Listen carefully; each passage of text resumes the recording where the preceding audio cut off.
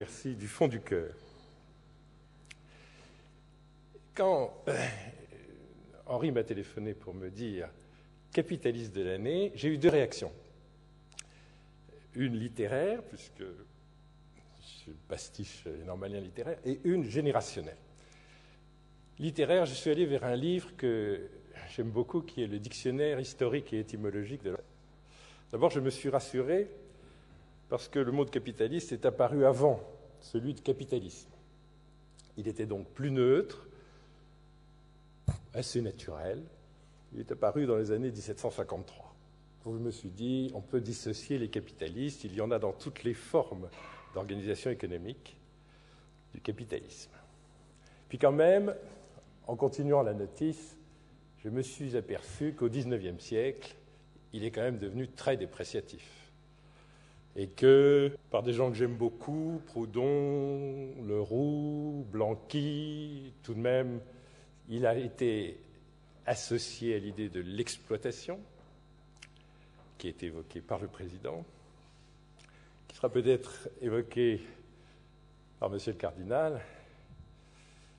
Et au fond, si vous m'aviez attribué ce prix au titre de l'année 1910, je crois que je serais venu entouré de gardes du corps. Et alors je me suis dit, mais pourquoi, ce soir, ça ne me paraît pas difficile de prendre le risque de venir au Conseil économique et social?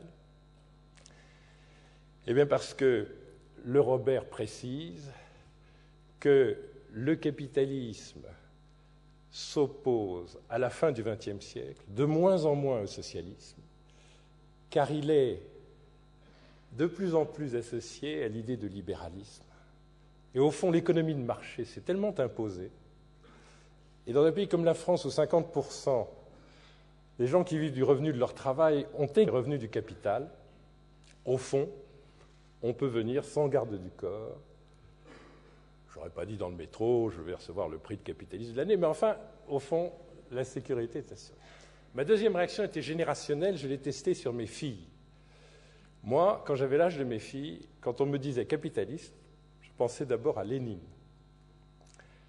Et donc j'ai essayé une citation pour savoir si elle était familière.